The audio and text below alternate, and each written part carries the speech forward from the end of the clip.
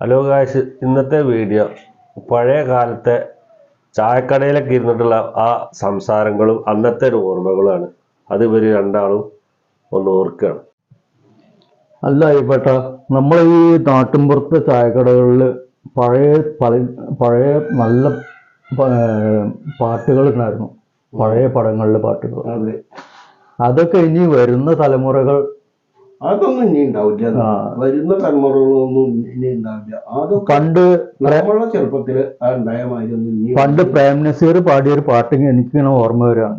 അന്ന് അതിന് രണ്ടുപേരും ഒന്ന് പാടിക്കാം നിങ്ങള്, നമുക്ക് കേൾക്കാം. ഇക്കരയാണെന്റെ മാനസം, അക്കരയാണെന്റെ താമസം, പൊന്നണിഞ്ഞെത്തുന്ന മധുമാസം, ഉള്ളിൽ നിന്നുയരുന്നു ഭാവരസം. ഇങ്ങനെയുള്ള പാട്ടുകളൊക്കെ ഇനി കേൾക്കാൻ പറ്റുമോ? അത് നല്ല രസമായിരുന്നു അന്നൊക്കെ കേട്ടോ.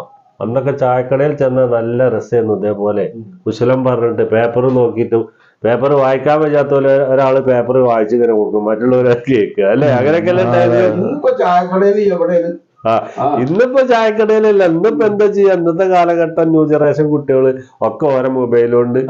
നമ്മളെടുത്തുണ്ട് മൊബൈൽ, നമ്മളും ചെയ്യുന്നുണ്ട്. അങ്ങനെ പോണ് അല്ലെ? ഇപ്പോഴത്തെ ലോകം അങ്ങനെയാണ്. മൊബൈലാണ് ഇപ്പോഴത്തെ ലോകം. അതെ അതെ അതെ.